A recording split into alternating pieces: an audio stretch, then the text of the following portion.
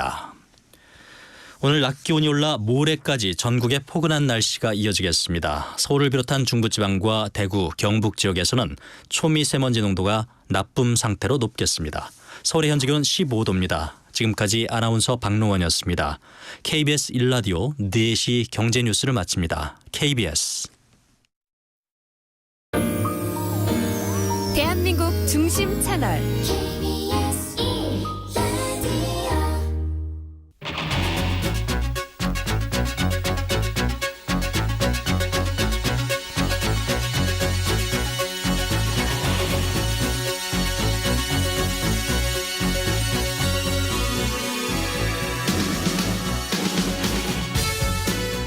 안녕하십니까. 성기영의 경제쇼 아나운서 성기영입니다.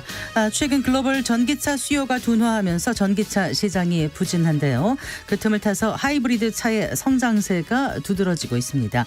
글로벌 자동차 산업의 방향성도 바뀌는 것인지 최근 희비가 엇갈리고 있는 테슬라와 토요타를 중심으로 전망해 보겠습니다.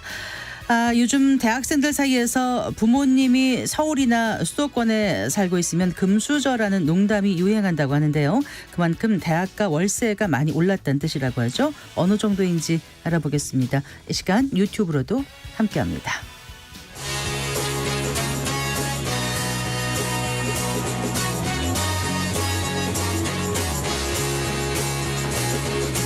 경제 시야를 넓혀드립니다.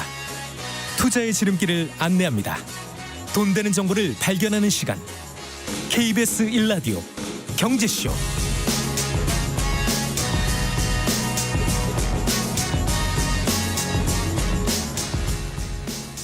오늘의 주요 경제 뉴스부터 정리해드리겠습니다. 경제 뉴스 브리핑 한국경제신문 최형창 기자와 함께하겠습니다. 어서 나오십시오. 네, 안녕하세요. 안녕하세요.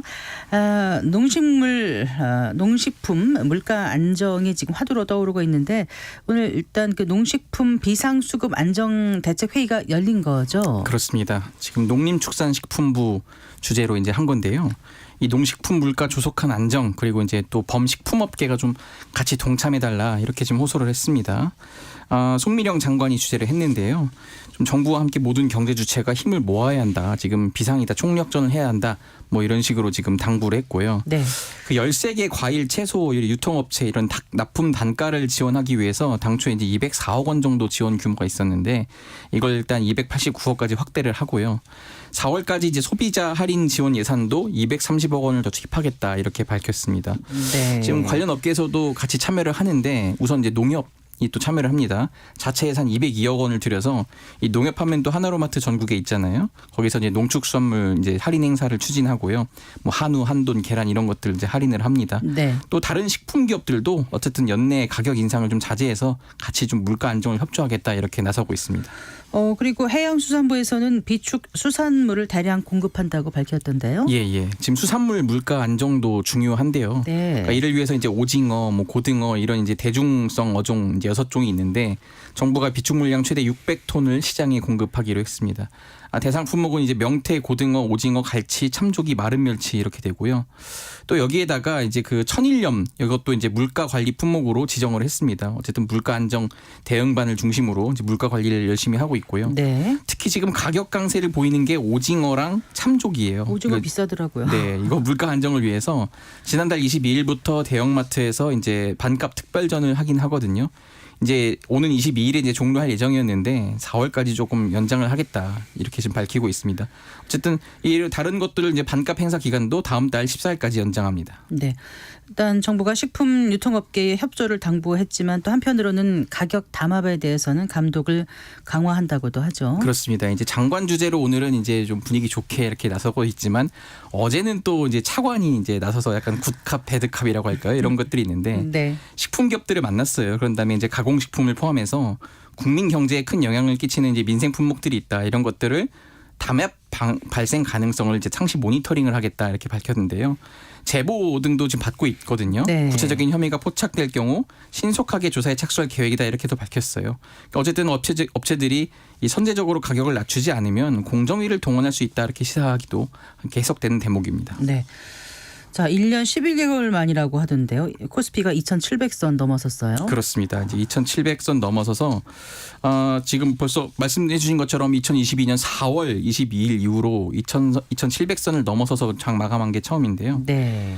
전날보다 25.19포인트 오른 2,718.76의 거래를 마쳤습니다.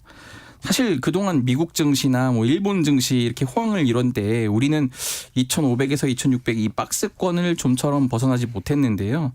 어쨌든 2,700 벽을 뚫어냈습니다. 특히 오늘 장은 이제 조선업이 좀 주도를 했습니다. 네. 뭐 삼성중공업 13.19%, 하나오션 11.34%, LCD 현대중공업 7.83% 이렇게 올랐는데요. 지금 이게 국제정세와도 연관이 있어요. 네. 세계 1위 중국의 조선산업이 지금 미국의 강력한 견제를 받을 경우에 우리가 이제 세계 2위급인데 이 우리 조선 기업들이 수혜를 받을 수 있다 이런 기대감이 지금 주가에 반영되고 있는 것으로 보입니다. 네. 자, 최근에 국내 증시를 주도하고 있는 산업군 좀 더 살펴볼까요? 예, 이제 바이오, 로봇, 뭐 AI 반도체, 뭐 전선 이런 분야대로 나뉘는데요. 특히 지금 바이오가 좀 고무적입니다. 네. 국내 회사들이 이제 주요 학회가 이제 미국에서 이제 열리는데 이런 학회에서의 발표를 앞두고 지금 연구 성과에 대한 기대감이 좀 고조가 되고 있거든요. 항암제 개발과 관련해서 예를 들어 뭐 레고캠바이오, 유한양행 이런 회사들이 네. 지금 주가가 많이 올랐어요 최근에. 그런 다음에 이제 또 거기에다가 미국과 중국의 이 지정학적 갈등에 따른 여기도 수혜가 좀 있는데요. 미국이 지금 중국 바이오 기업의 거래를 제한하는 바이오 안보법 도입을 지금 추진한다고 지금 나왔는데 네. 그거가 만약에 통과되면은 국내 기업들이 수혜를 보는 것 아니냐 이런 좀 긍정적인 전망이 나오고 있습니다. 그러니까 중국 바이오 기업들의 거래를 제한하는. 그렇죠. 네. 네, 그래서 이제 또 엔비디아 열풍 있어서 국내 기업들도 많이 지금 반도체 기업들 관심 많이 받았습니다. 그렇군요. 자, 국내 증시를 움직이는 큰손 연기금이 적극적으로 지금 나서고 있는 모양새죠. 그렇습니다. 지금 정부가 계속해서 기업 밸류업 좀 가치를 높이는 프로그램을 추진 중인데요. 오늘만 하더라도 그래서 이제 연기금들이 코스피를 2,800억 원 넘게 사들였습니다. 연금, 기금, 뭐 공제회 뭐 이런 것들로 구성된 게 이제 그 연기금이라고 우리가 하잖아요. 네. 이제 오늘 관련해서 간담회도 있었는데 네. 지금 기업 가치 제고에 나서는 상장 회사들에 대해서 연기금 기관 투자자들이 적극적으로 투자를 결정하기로 이제 하겠다 이렇게 밝힌 건데요. 네. 이제 한국 ESG 기준원이 스튜어십 코드 가이드라인을 개정을 했어요. 국민연금기금 의결권 행사 지침. 그렇죠. 네. 거기에 뭐가 바뀌었냐면은 기관 투자자는 투자 대상 회사가 회사 가치를 중장기적으로 향상시키기 위한 전략을 수립 시행하면서 네. 시장 및 주주와 충실히 소통하고 있는지를 점검할 필요가 있다. 이런 내용이 추가가 된 거예요. 네. 이 스튜어드십이 참 중요한 것 같아요. 그러니까 그렇죠. 집사처럼 네네. 기관들도 고객 재산을 선량하게 관리해야 할 의무가 있다는 필요성에 의해서 만들어진 용어 아닌가요? 그렇죠. 어쨌든 네. 그렇기 때문에 지금 연기금이 이제 기업 의사결정에 개입할 수 있는 이 하나의 뭐 항목들을 만들어 놓은 건데 네. 이제 이 주주 가치에 대한 걸 넣으면서 그럼 연기금이 어쨌든 그럼 돈을 더 넣을 수 있는 그 명목을 만들어 준 거거든요. 네. 그렇기 때문에 지금 국민연금도 이에 화답을 해서 코리아 디스카운트 해소를 위해 적극 나서겠다 이렇게 밝혀서 국내 증시 당분간 좀 훈풍을 기대해봐도 좋지 않겠냐 이런 분석이 나오고 있습니다. 작년 연말까지만 해도 올 우리 국내 증시 그 상단 예상한 것보다 지금 더 갈 것 같다는 기대감이 그렇죠. 나오고 있네요. 네. 자, 지난해 국내 사교육비 관련한 통계가 나왔어요. 예, 이제 무시할 수 없는 액수인데요. 그렇다고요. 초중고교생 사교육비가 27조 원을 넘었습니다. 3년 연속 최고치 경신이고요. 이 교육부와 통계청이 전국 초중고 약 3천 곳 학생 7만 4천 명 대상으로 조사를 한 거예요. 네. 지난해 거고요. 사교육비 총액이 27조 1천억 원이었습니다. 21년도에 23조 4천억 원, 22년에 26조 원인데 여기다 더 늘어난 거예요. 네. 근데 조금 볼 거는 학생 수가 좀 줄었단 말이죠. 528만 명에서 521만 명으로 줄었는데도 어쨌든 사교육비 총액은 늘어난 겁니다. 특히 증가세를 이끈 거는 고등학생들인데 고등학교 사교육비 총액이 전년보다 8.2% 늘어난 7조 5천억 원으로 나왔습니다. 네. 증가율은 2016년 이후 7년 만에 최대치입니다. 왜 이렇게 늘었다고 합니까? 아무래도 이제 작년 6월이죠. 킬러 문항 배제 논란이 불거지면서 그러면 수능 출제 기조가 또 달라지는 것 아니냐 이렇게 하면서 그럼 일단 또 학원을 가거든요. 네. 그러다 보니까 이제 좀 그런 문제가 있었고 이 의대 열풍이 쉽게 꺼지지 않습니다. 어쨌든 너도 나도 다 지금 의대를 가겠다는 그런 목적 의식 때문에 사교육에 더 의존하는 경향이 있다. 좀 이렇게 하는데 이런 건 이제 좀 결과론적인 해석이고 교육부에서는 어쨌든 그게 이제 명백하게 영향이 없었다고는 할 수 없다. 하지만 뭐 지금 이제 증가율 면에 있어서 전년도에 이제 한 그 재작년에서 작년에 할 때 10% 이상 올랐다가 이번에는 한 5%대로 올랐는데 네. 이런 증가율이 조금 꺾인 거는 그나마 다행이다. 뭐 이런 식으로 당국은 평가를 하고 있습니다. 네. 그럼 초등학교, 중학교 사교육비는 어땠다고요? 초등학교는 이제 12조 4천억 원, 네. 중학교는 7조 2천억 원으로 조사가 됐는데 어쨌든 지금 초등학교도 4.3%, 중학교도 1.0% 늘어났고요. 네. 지금 1인당 월 평균 사교육비는 5.8% 증가한 43만 4천 원으로 조사했습니다. 사교육 참여 학생으로 이제 대상을 좁히면요. 1인당 사교육비가 55만 3천 원이에요. 네. 역시 소득이 많을수록 사교육비 지출이 늘었는데요. 월 평균 가구 소득이 가장 높은 이 800만 원 이상 구간에서는 67만 1천 원으로 사교육을 지금 지출했고요. 반면 저소득층인 이 300만 원 미만 가구에서는 사교육비 지출이 18만 3천 원으로 이 최저치를 기록했습니다. 시도별로는 서울에서 가장 많이 62만 8천 원으로 가장 전국에서 높았습니다. 네. 잘 들었습니다. 고맙습니다. 감사합니다. 경제뉴스 브리핑 한국경제신문 최영창 기자와 함께했습니다.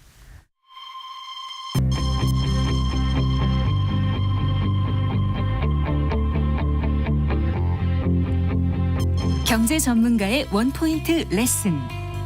꼭 알아야 할 정보와 이슈를 알기 쉽게 풀어드립니다. 대한민국 경제 고수와 함께 투자의 맥을 짚는 KBS 일라디오 경제쇼. 진행의 성기영 아나운서입니다.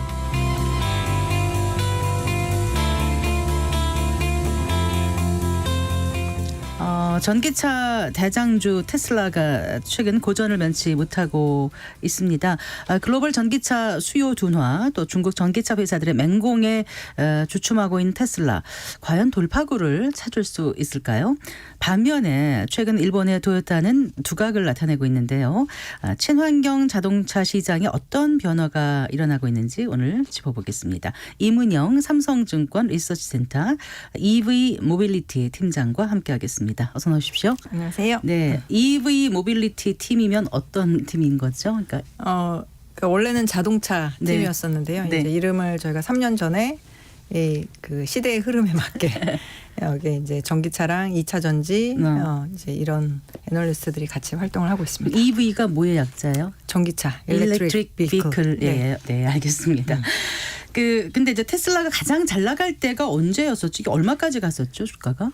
뭐 시가총액으로 이제 그 우리나라 돈으로 1,000조, 그러니까 네. 뭐 이렇게 넘었었죠. 그래서 이 뭐 천조국은 사실 그런 천조국은 아니지만, 그러니까 그래서 이제 이 테슬라가 정말 자동차 산업에서는 테슬라와 그냥 기타 뭐 약간 네. 이런 식으로 됐었고, 뭐 주가로 놓고 보면 지금은 이제 그 액분을 이제 그 주가 분할을 해서 그런데요. 네. 뭐 그 1,000불, 뭐 1,000슬라, 1,200불 뭐 이렇게 갔었죠. 네, 그게 2022년 네, 말에 2020 정점을 찍었던 네. 건가요? 2021년 말. 21년 말이요. 네. 아, 그렇군요. 그래서 2022년은 이제 뭐 그 금리 인상 뭐 이런 것들이 됐기 때문에요. 네. 2021년 말, 2022년 초 이때가 이제 피크였고, 네. 2022년 말부터는 그 금리 인상도 부담이고, 그다음에 이제 중국에서 엄청나게 가격 경쟁이 붙기 시작하고 이런 것들 때문에 이제 주가가 막 떨어지기 시작했습니다. 네. 최근은 어느 정도 되죠, 주가가요, 지금? 최근에는 뭐 어제도 한 4.5% 정도 빠져서요. 네. 그러니까 한 170불을 깨고 좀 내려간 상황입니다. 네. 최근에 테슬라의 주가 부진 원인을 조금 더 살펴볼까요? 뭐 일단은 가격 경쟁이 가장 심하고요. 그러니까 이제 테슬라 차가 굉장히 이제 소프트웨어 기술이나 이런 것들 때문에 그러니까 그 겉 모양은 똑같아도, 그러니까 우리 스마트폰에서 앱 새로 깐 다음에 그러니까 새로운 그 기능들 많이 쓰잖아요. 네. 그런 것처럼 테슬라는 원래 뭐 5년 전에 차를 샀어도 이게 소프트웨어 업그레이드 때문에 막 주행 거리가 늘어나고, 그리고 이 완전 자율주행은 아니지만 이제 운전자 보조 장치도 훨씬 더 업그레이드된 기능이 계속해서 들어온다. 그래서 테슬라 차는 한마디로 이제 감가상각이 되지 않는 차다. 약간 이런 식으로 이제 열풍을 일으켰는데, 네. 그러니까 아무래도 소비자들은 소프트웨어도 좋지만 뭐 테슬라의 모델 3, 모델 Y 나온 지가 이제는 뭐 5년, 4년 막 이렇게 됐거든요. 그러면 이 겉모양도, 차라는 게 나의 아이덴티티를 나타내는 제품이기 때문에 네. 겉모양도 뭔가 예쁜 차를 타고 싶어 한단 말이에요. 그러니까 지겹단 말이죠. 그러니까 3년 전, 4년 전에 테슬라가 우리나라에서 막 이렇게 도로에 있을 때는 와 테슬라야 막 이렇게 봤는데 지금은 아 지겹다. 약간 이렇게 되는. 팀장님은 무슨 차 타세요? 전기차 타세요? 아닙니다. 그래서 네. 이게 이제 그 모델 노후화 때문에 가격 경쟁이 붙은 게 가장 페인 포인트인 것 같습니다. 네. 일단 지금 우리가 주가를 봤을 때 이게 적정 주가인가 아닌가 밸류에이션 평가할 때 어떤 지표를 많이 쓰죠? 그 테슬라는 아무래도 이제 성장주, 네. 기술 혁신주라고 해서 그러니까 퍼 밸류에이션 네. 그 순이익 대비로 해서 시가총액이 몇 배 정도 되는지 뭐 이런 것들을 많이 보는데요. 네. 그러니까 그런 미국의 혁신 기업들이 보통 퍼 기준으로 놓고 보면 30배. 네. 가 대충의 적정 밸류에이션이라고 보거든요. 지금 최근에 가장 잘 나가는 엔비디아 같은 경우가 지금 34배, 35배 네. 이 정도가 됩니다. 근데 테슬라는 지금 실적이 엄청나게 하향 조정이 되면서 네. 지금 어제 주가가 많이 떨어졌음에도 불구하고 퍼 밸류에이션으로는 한 40배 정도 되는 것 같습니다. 네. 그러면 좀 실제 가치보다 좀 고평가됐다고 봐야 된다는 말씀이세요? 그러니까 뭐 이렇게 길게 놓고 보면 당연히 지금의 주가가 되게 싸고요. 네. 싸다고 생각을 하지만 이제 뭐 이게 올해만 놓고 봤을 때는 아무래도 테슬라가 올해 실적이 작년 대비해서 조금 더 안 좋아질 가능성이 있기 때문에 올해만 놓고 봤을 때는 네. 아직도 주가 조정 가능성이 있는 그런 상황입니다. 그래요.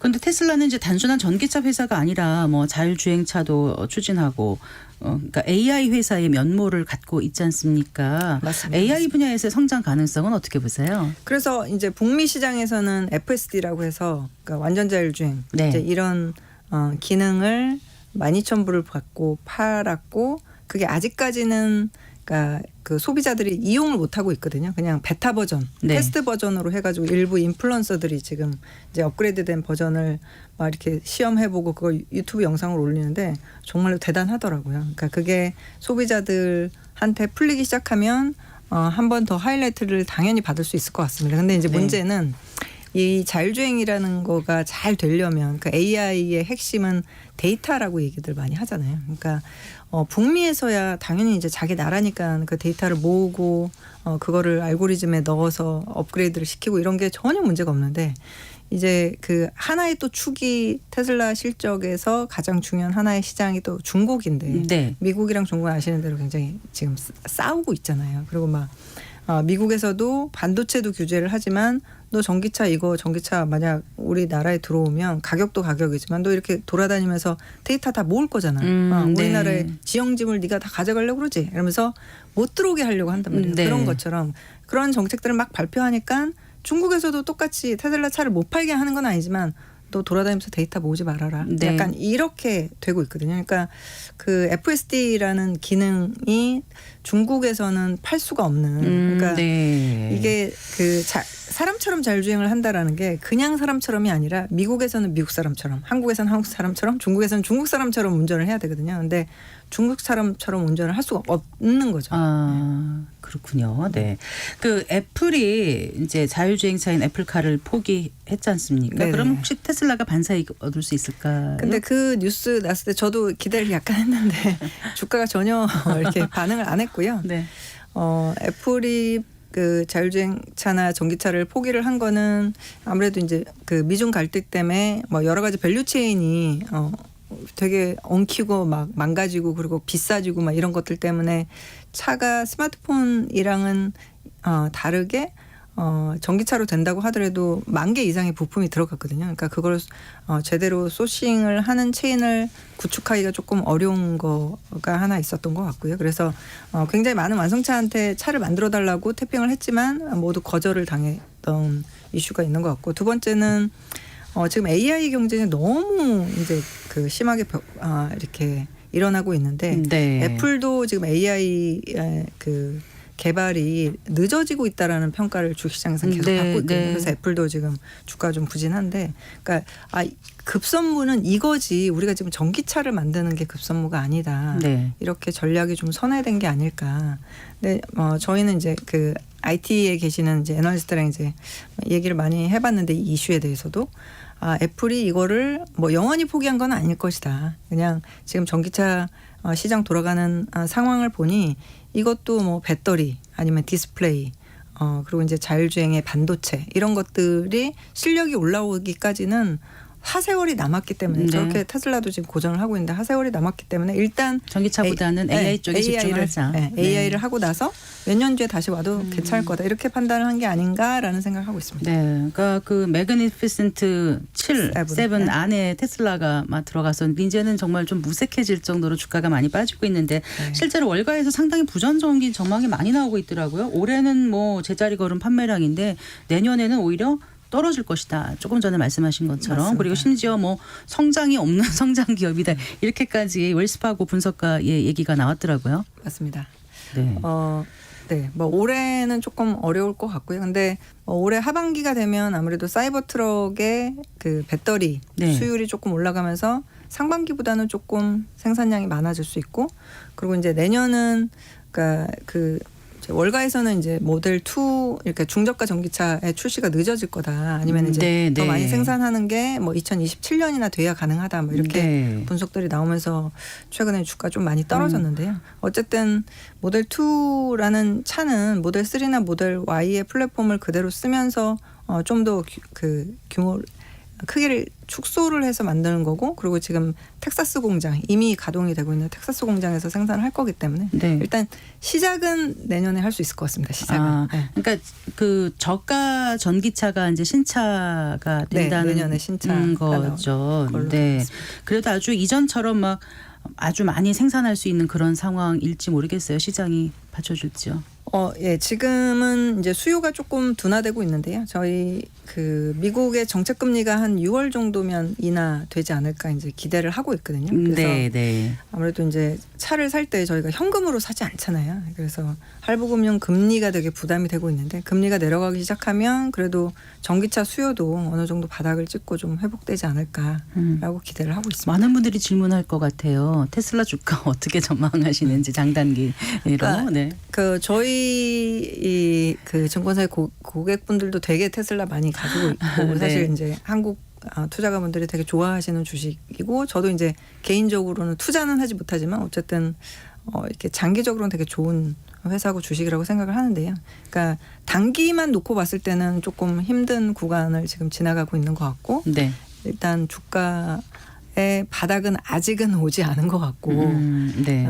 그 작년 초 같은 경우가 거의 100불을 위협할 정도로 빠졌었거든요. 뭐 그 정도까지 갈 거다라고 말씀을 드린 건 아니지만 어쨌든 그런 힘든 순간을 한번 대부분 다 겪으셨을 거라서 이번 힘든 구간도 잘 이겨내시라 생각을 하고, 삼성증권 리서치센터에서는 뭐 비중 축소 정도로 뭐 지금 하고 있습니까? 지금은 약간 조심하고 1분기 실적 이후를 노리자. 네. 자, 그런데 이제 전기차 시장에서 잘 나가는 그 비아디 얘기 좀 잠깐 해볼게요. 비아디가 우리 한국 진출을 앞두고 있지 않습니까? 네네. 뭐 이러면 올해 하반기라고 하던데요. 시점이 그 정도 될 거로 보세요. 네, 아무래도 뭐 그 공장을 통해서 생산하는 건 아니고 수출이니까요. 네, 뭐 그 정도 시점이면 가능하지 않을까 생각합니다. 근데 비아드가 들여올 그 차는, 그러니까 우리의 수출할 차는 저가가 아닌 좀 하이엔드라고 하던데 맞습니까?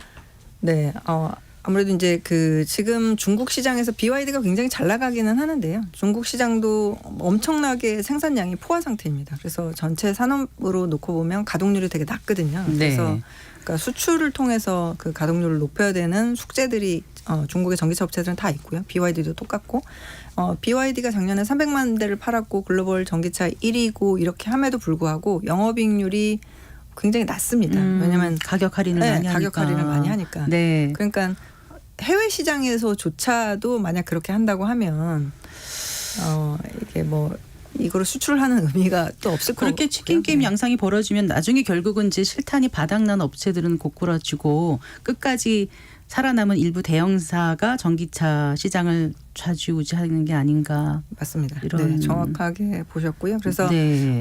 어제 같은 경우는 이제 그 미국의 그 전기차 벤처인 피스커라는 회사가 네. 이제 파산 보호 신청을 한다, 그런 그랬나요? 걸 준비한다라는 기사가 이렇게 나오면서 그 장외 시장, 그러니까 시간외 시장에서는 거의 주가가 45% 빠지고 이렇게 됐거든요. 그래서 네. 올해 뭐 한 향후 1년 동안 굉장히 전기차 벤처 업체들이 많이 파산이 되거나 아니면 인수가 되거나 이제 이런 네. 현상이 나타날 것 같습니다. 이런 상황에 토요타는 지금 사상 최고 신고가를 경신하고 있지 않습니까? 이 배경을 좀 살펴볼까요, 팀장님? 일단 옌저 때문에 실적이 네. 좋은 게 크고요. 그리고 네. 최근에 이제 우리나라도 그렇고 미국도 그렇고 전기차가 좀 안 팔리는 대신 하이브리드가 엄청나게 그렇죠. 인기가 인기가 많더라고요. 네. 지금 현대기아도 이제 하이브리드 모델들이 있는데 여전히 하이브리드 모델은 지금 신청하면 1년을 기다려야 받을 수 있는 그런 상황이거든요. 네. 근데 하이브리드를 어쨌든 처음으로 개발을 해서 시장에 내놓은 회사이고 도요타가 그리고 이제 워낙 1997년에 내놨기 때문에 네.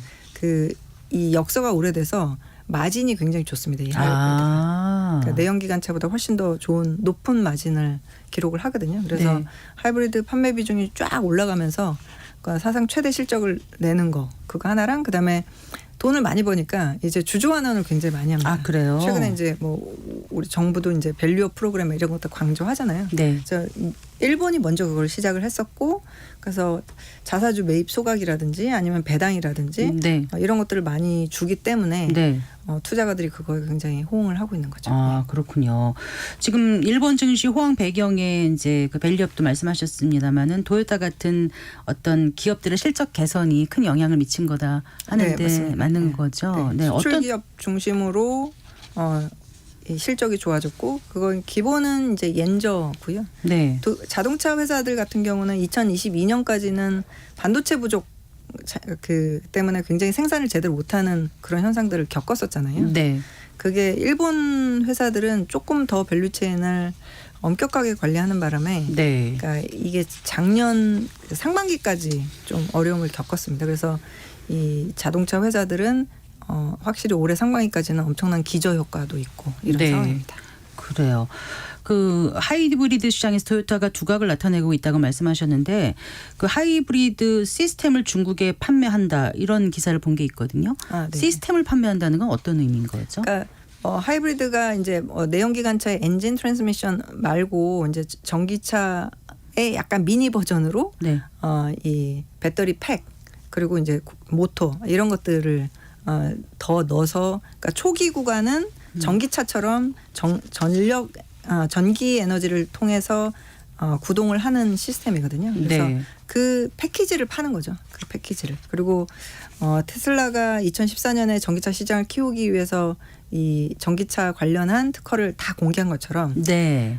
도요타도 2019년에 하이브리드 관련한 특허를 다 공개를 했거든요. 네. 그래서 만약 경쟁사가 들어오면 경쟁이 심해지는데 왜 저렇게 할까라고 생각할 수도 있지만 일단 시장이 커져야 자기도 훨씬 더 많이 팔 수가 있는 거잖아요. 그래서 그렇게 액션을 했고 중국에서도 이렇게 시스템을 팔면서 뭐 지리차라든지 제일기차라든지 네. 광주 이런 회사들이 하이브리드 모델을 출시를 하기 시작했습니다. 그래서 그 덕분에 중국의 정책이 바뀌었습니다. 네. 중국이 원래는 하이브리드를 뭐 전혀 안중에도 없었는데 뭐 2020년 이후에는 하이브리드 친환경차로 인정하기 시작했고 네. 2035년까지 내연기관차를 퇴출하는 대신 하이브리드 절반 전기차 절반 이렇게 네. 시장을 끌고 가겠다 이렇게 정책을 발표를 했습니다. 네. 그런데 그 토요타에 대한 헤지펀드 공매도가 급증했지 않습니까? 일단 네. 실적 개선되고 됐는데 공매도가 증가한다는 거는 오를 만큼 올랐다고 보는 거예요? 단기적으로 좀 차익을 낼 수 있다고 내려갈 수 있다고 보는 건가요? 네, 도요타 자체로는 너무 좋은데 네. 이제 그 문제는 뭐 3월, 4월 되면 네. 이제 일본 정부에서 이제는 제로 금리를 끝내고 우리가 금리를 조금 올려야 되겠어. 약간 이런 메시지를 계속 시장에 던지고 있거든요. 그러니까 지금까지는 실적이 좋았던 거에 기저에 옌저가 이렇게 깔려 있는데 네. 그러면 이제는 옌저가 끝나고 옌 고로 가나? 약간 이렇게 지금 주시장에서는 또 생각하는 투자가들도 굉장히 많이 있는 것 같습니다. 그러면 그 도요타가 작년까지는 실적이 어마어마하게 좋았지만 네. 이제부터는 조금 내려갈 수 있겠는데 엔저 혜택이 좀 수혜가 네. 줄어든다라고 생각하면 맞습니다. 네, 그렇군요. 근데 이제 물론 테슬라와 도요타 사례만으로 단정할 수 없겠지만 전기차 전환기에 그 하이브리드라는 게 세계 전기차 시장에서 어떤 역할을 할 걸로 판단하세요? 일단 그 중국 시장이나 유럽 시장은 이미 전기차로 굉장히 많이 넘어갔거든요. 중국 시장은 전체 자동차 시장의 35%가 전기차고 네. 유럽 시장도 한 25% 정도가 전기차인데 미국 시장, 한국 시장은 전기차 비중이 아직 10%가 될까 말까 맨날 이러고 있어요. 근데 이제 그 와중에 전기차 충전도 너무 불편하고 뭐 주행거리도 짧고 그리고 아직은 비싸단 말이에요. 네. 내연기관차가. 근데 뭐 친환경 뭐 이런 건 좋지만 이게 아무래도 이제 이 얼리 어답터 소비자들은 전기차를 다 타고 있으며 이제는 정말로 대중화 시대로 가야 되는데 그러려면 가격이 굉장히 민감해지는데 네, 전기차 아직 네. 비싸단 말이에요. 그러니까 맞아요. 하이브리드가 아직 그 가교 역할을 하지 않을까 이런 시장에서는 네. 이렇게 생각을 하고 있습니다. 이 질문을 꼭 드리고 싶습니다. 지금까지 이제 그 전기차 산업 전환기에 있어서 테슬라와 토요타의 그 역할에 대해서 좀 살펴봤는데 미국 대선 이제 남겨두고 있지 않습니까? 이게 그 전기차 산업에 어떤 좀 영향을 줄 거라고 보시죠? 네, 아무래도 이제 그 바이든 정부가 들어서면서 이제 예. 우리나라 2차 전지도 엄청나게 주가가 올랐고 그리고 이제 그때 뭐 코로나가 약간 맞물리면서 이제 자금이 많이 풀린 것도 있지만 네네. 유동성이 많이 풀린 것도 있지만 그때 이제 뭐 2차 전지 플러스 이제 전기차 업체들이 엄청 날라다녔으니까요. 네. 반대급부로 지금 만약 이제 트럼프 대통령이 당선이 된다 이러면은 그 전에 했던 정부 정책을 또 막 약간 무위로 만들 수 있는 그런 정책들이 나올 수 있으니까요. 그러면 네. 아무래도 전기차 진영이 조금 불리해질 거는 같습니다. 네, 이제 큰 흐름을 이제 좀 짚어봤거든요. 이런 속에서 우리 자동차 기업들은 앞으로 어떻게 나가야 될지, 일단 또 투자가 입장에서 어떻게 대처해야 될지 끝으로 좀. 오늘도 현대기아차가 좀 괜찮았거든요, 주가가. 네. 그러니까 뭐 현대기아차가 굉장히 코로나를 지나면서 이제 그 위상이 많이 업그레이드가 된 것 같고요. 그리고 실적이 좋아지면서 뭐 그 주주 환원도 많이 하면서 주가도 많이 올랐는데, 네. 그러니까 현대기아차는 다행히 그러니까 지금 전기차 수요가 둔화되고 있지만 우리의 투자는 그대로 진행한다라는 정책을 발표를 해서 뭐 올해 말에 미국 공장 전기차 공장도 가동을 하고 내년에는 한국에서도 이제 공장이 2개가 가동이 되거든요. 전기차를 넘어서 뭐 소프트웨어 중심 차량을 향해서 속도를 높이겠다 이렇게 또 현대자동차 그룹에서는 발표를 했더라고요. 그래서 네. 지금 약간 혁신업체들이 주춤하는 사이에 내연기관차로 돈을 많이 번 그 업체들 중에 뭐 현대기아차가 그러니까 미래기술에 투자를 많이 하고 있어서요. 네. 그러니까 시간이 지나서 이게 지금 전기차가 주춤하다고 그리고 자율주행 기술이 주춤하다고 해서 이 시대가 안 올 거라고 생각하는 투자가는 또 없거든요. 그러니까 네. 1, 2년이 지나면 또 완전히 또 상황이 바뀔 수가 있기 때문에 그때를 대비해서 지금 투자를 잘 하는 게 중요하다고 생각을 하고 그렇게 실제로 하고 있는 것 같습니다. 네, 잘 들었습니다. 고맙습니다. 네, 감사합니다. 네, 삼성증권 리서치센터 EV 모빌리티 팀의 이문영 팀장과 함께했습니다.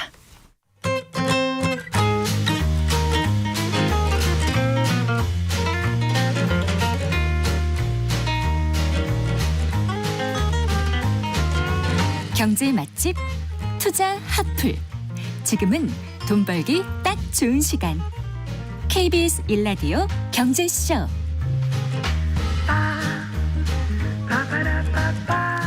네, 4시 37분입니다. 성기영의 경제쇼 3월 27일 수요일에는 안수남 세무사와 함께하는 세무상담 코너가 열립니다. 세금 관련해서 궁금한 내용 있으신 분들은 성기영의 경제쇼 홈페이지 청취자 게시판에 질문 남겨주시거나 샵 9730으로 상담 내용 문자 보내주십시오. 짧은 문자 50원, 긴 문자 100원, 어플리케이션 콩은 무료입니다. 자, 한 주간 집값 동향을 살펴보고 실생활에 도움이 되는 부동산 관련 소식들 발빠르게 전해드리겠습니다. 오늘도 김인만 부동산 경제연구소장과 함께합니다. 어서 나오십시오. 안녕하세요. 안녕하세요. 자, 주간 집값 동향부터 먼저 좀 살펴볼까요? 네, 3월 14일 기준입니다. 한국 부동산원 통계인데요. 뭐 매매, 전세 모두 다 보합은 맞습니다. 매매 같은 경우는 살짝 하락해서 지금 보합세 유지하고 있고요. 전세는 살짝 위에서 상승해서 보합세를 유지하고 있는데 이번 주 통계를 보면 전국하고 뭐 지방은 변화가 없습니다. 네. 지난주하고 동일하게 전국은 0.05% 마이너스입니다. 마이너스 0.05%고요. 네. 지방도 마이너스 0.06%인데 수도권 같은 경우는 지난주 마이너스 0.04에서 마이너스 0.05로 0.01%포인트 살짝 하락폭이 확대가 됐고요. 네. 서울은 마이너스 0.02에서 마이너스 0.01, 0.01%포인트 살짝 하락폭이 축소가 됐는데 뭐 큰 의미를 부여하기는 좀 어려울 것 같고요. 이 정도면 보합이다 이렇게 보면 될 것 같고 네. 전세 같은 경우도 뭐 큰 변화는 없습니다. 전국은 뭐 0.03에서 0.02 뭐 살짝 하락폭 상승폭이 축소가 됐고요. 서울 같은 경우도 0.08, 0.08 뭐 동일하기 때문에 전체적으로 보면 큰 변화는 없다. 상승 지역, 하락 지역을 보면은요. 상승 지역은 26개에서 32개로 살짝 늘어났고요. 하락 지역은 141개에서 140개로 1개가 줄었습니다. 네. 자, 그 상승 거래가 조금 늘었다고 하던데요. 네. 얼마나 늘어났습니까? 뭐 획기적으로 늘어났다라고 보기는 어렵고요. 먼저 상승 거래에 대해서 살짝 설명을 좀 드리면 네. 동일한 아파트 단지에 동일한 면적이 반복적으로 이렇게 거래가 되면 직전 거래보다 올랐냐 내렸냐를 가지고 이제 비교를 하는 지수인데요. 상승 거래부터 보면 이제 그 1월이 39%였고요. 2월이 43%. 그러니까 한 4% 포인트 정도 상승 거래. 직전보다 가격이 올라가서 거래가 된 게 한 4% 정도 늘어났고요. 네. 하락 거래는 이제 내려간 가격으로 거래가 된 건데 1월이 44%, 2월이 39%니까 내려간 가격은 오히려 더 줄어들었죠. 5%포인트 줄어들었으니까 네. 상승이 좀 늘어났다. 그리고 지역별로 좀 살펴보면 이제 서울 기준에서 좀 말씀을 드릴 텐데요. 마용성이라고 하면 또 이게 모르시는 분들이 좀 계시잖아요. 지방이나 또 다른 지역에 계시는 분들은 마용성은 이제 서울의 신흥 부촌인데 마포, 용산구, 성동구를 합쳐서 이제 마용성이라고 부르는데요. 네. 마용성 지역들 하락 거래를 보니까 12월이 56%, 1월이 41%, 2월이 33%로 내려가서 거래된 하락 거래가 줄어들고 있으니까 네. 상승 거래가 늘어났다는 거고요. 뭐 노도강 서울의 북쪽에 있는 상대적인 약간의 약세 지역인데 노도강도 하락 거래가 줄어들었습니다. 51%에서 42%로 줄어들었고요. 강남도 마찬가지인데 금천구, 관악구, 구로구가 있는데 우리 노도강은 늘어났다고 했잖아요. 네. 상승 거래가 늘어나고 하락 거래는 줄어들었는데 금광구라고 하죠. 금천구, 관악구, 구로구는 오히려 반대 현상이 좀 발생하고 있는데 하락 거래가 늘었다고? 하락 거래가 늘어났습니다. 그래서 그 이유를 살펴보면 우리 신생아 특례 대출이 9억까지 대출이 되거든요. 네. 9억까지 대출이 되다 보니까 노원구, 도봉구, 강북구 지역들은 9억 이하 아파트들이 상당히 많이 있습니다. 작년에 좀 많이 떨어지기도 했고요. 9억 이하 아파트들이 좀 쉽게 찾아볼 수가 있는데 네. 나머지 지역들은 좀 찾기가 어렵기 때문에 상대적으로 좀 차이가 나고 있는 것 같습니다. 금강구에서는 좀 네네. 덜하다고요. 9억 이하 아파트 찾기가 쉽진 않거든요. 그래서 그렇군요. 네네. 네. 혹시 신생아 특례 대출 이런 영향도 있겠죠. 왜냐하면 9억 미만의 서울 같은 경우는 가능하니까. 있습니다. 네네. 뭐 완전히 뭐 엄청나다 뭐 이렇게 말씀드릴 수는 없는 건데 뭐 네. 영향이 없을 수는 없습니다. 그래서 제가 한번 뽑아봤는데요. 일단 신생아 특례 대출은 여러 번 소개를 해드렸지만 2년 이내 자녀 출산하게 되면 전용 85제곱미터에 9억 이하 주택을 사면 1.6에서 3.3% 저리 대출을 받을 수 있는 제도입니다. 9억 이하 아파트가 얼마나 거래됐느냐 좀 살펴보니까요. 1월에는 서울 아파트 거래량 중에서 55.1% 네. 9억 이하 아파트 거래량이 2월은 57.7%니까 2.6% 정도. 2.6% 포인트 늘었군요. 그렇죠. 네. 9억 이하 아파트가 많이 거래됐다는 얘기는 아무래도 신생아 대출을 좀 많이 활용했다라고 유추를 할 수가 있고요. 3월은 뭐 아직 집계가 다 끝나진 않았는데 지금까지 네. 거래량을 보면 9억 이하 주택이 한 70% 정도 아파트가 그 정도 거래가 됐기 때문에 영향이 있는 것 같습니다. 뭐 경매 시장도 마찬가지인데요. 9억 이하 주택들은 응찰 자수가 늘어났고요. 네. 9억 초과 주택들은 줄어들었기 때문에 뭐 신생아 대출이 폭발적이지는 않으나 그래도 영향은 있다라고 보여집니다.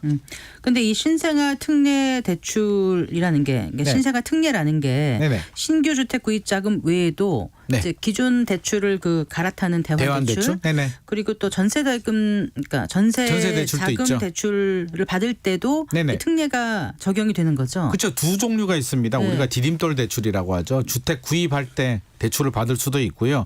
전세 자금 대출, 버팀목 대출도 됩니다. 그래서 신생아 대출은 매매, 전세 모두 다 해당이 되는 대출이고요. 신규로 살 때도 되고요. 기존에 내가 대출을 받고 있었는데 네. 갈아타기 대출도 가능합니다. 그래서 네. 그 통계를 한번 뽑아봤는데요. 일단 네. 건수가 몇 개가 되느냐, 총 금액이 얼마나 되느냐에 따라서 살짝 차이는 나는데 일단 집 살 때 네. 구입 자금 대출로 얼마 받았냐라고 보면 퍼센티지로 건수는 77%, 금액은 83% 정도가 이제 매매에 해당이 되고요. 전세는 한 대략 한 20% 정도, 건수는 23%, 금액은 17% 정도니까 전세자금 대출은 20% 정도. 집 살 때 매매 대출은 80% 정도다 우리가 이렇게 알고 있으면 될 것 같고 네. 그중에서 이제 신규로 살 때와 갈아타기가 어느 정도 되느냐인데 네. 대환 대출이라고 하죠. 갈아타는 게 한 60% 살짝 넘습니다. 그래서 일단 대환 대출이 좀 많긴 하고요. 신규 대출은 한 20% 정도 되기 때문에 네. 신생아 대출 총 예산 지금 이제 집행되고 있는데 그중에 20% 정도는 신규로 집을 샀다. 이렇게 우리가 좀 알고 있으면 될 것 같습니다. 네. 그래요. 그러니까 하락세가 좀 둔화된다. 예, 하락 최근에- 거래가 줄었다. 이거는 상승은 아니에요. 네네. 근데 하락 거래가 약간 헷갈리는데. 뭐 완전한 상승은 아니고요. 이제 네. 하락이 줄어들고 상승 거래가 늘어났다는 얘기는 살짝 뭐라 그럴까? 약간 초봄 같은 느낌? 살짝 그러니까 수요 시장은 약간 뭔가 살짝 초봄 맞습니다. 같은 뭐 그런, 초봄 같은 그런 느낌인데 살짝 온기가 느껴지는 상황입니다. 네. 근데 공급 시장은 아주 안 좋다면서요. 굉장히 안 좋습니다. 우리가 안 좋은 정도가 아니라 완전히 한겨울 정도 우리 한 제일 추울 때 뭐 영하 10몇 도 막 가잖아요. 꽁꽁 얼었어요. 꽁꽁 얼었다. 한강 또 얼 정도로 꽁꽁 얼은 게 우리 공급자 건설사들 지금 상황인데 네.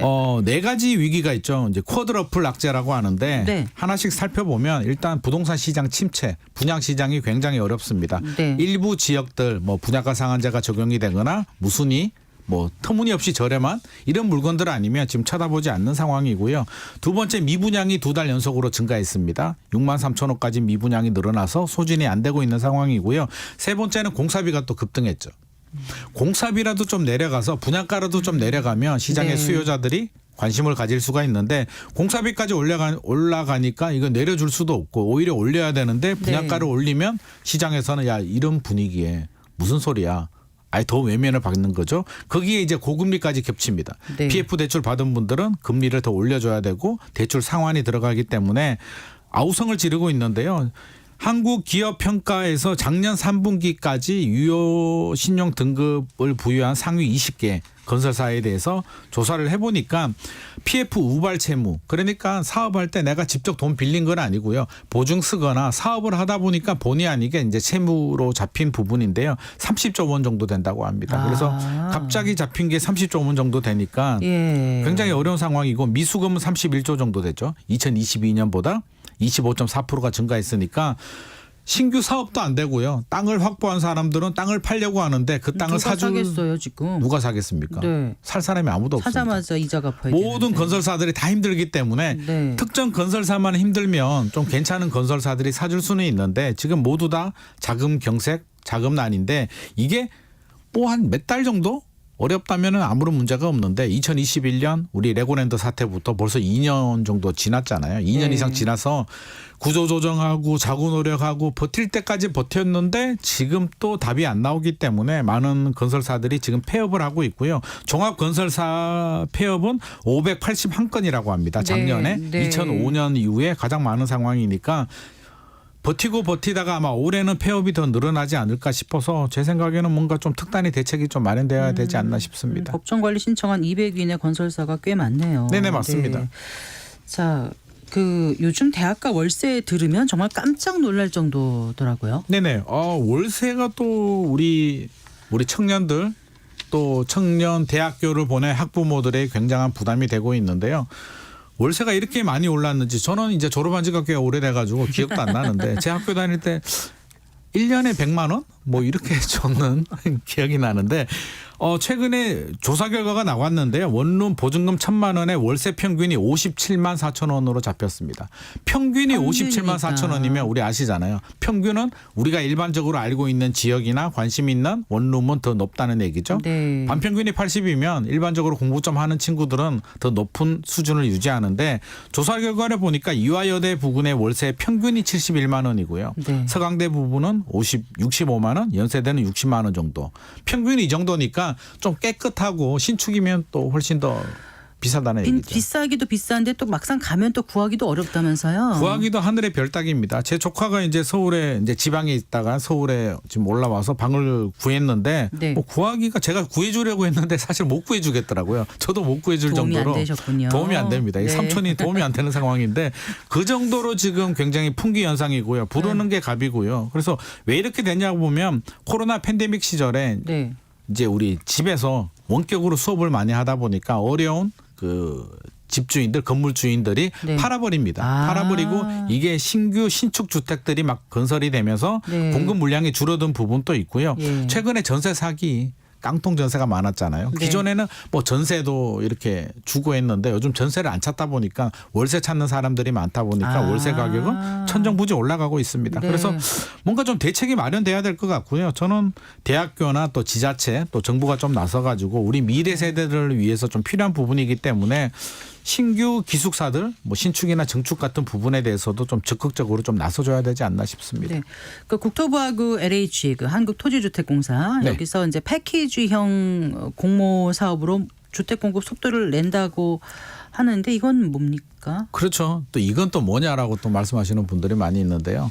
좀 저도 어렵긴 여쭤본 합니다. 거예요. 네, 좀 어렵긴 합니다. 그런데 네. 이게 그런 개념입니다. 예를 들어서 LH가 공공 개발을 하고 땅을 이제 민간한테 이렇게 주잖아요. 팔 수 있잖아요. 그러면 민간은 땅값을 지불해야겠죠. 네. 돈을 줘야 되고 LH가 공공 사업하게 되면 외주를 주게 되면 민간 건설사한테 뭘 줘야 되겠습니까? 공사비 줘야 되잖아요. 그렇죠.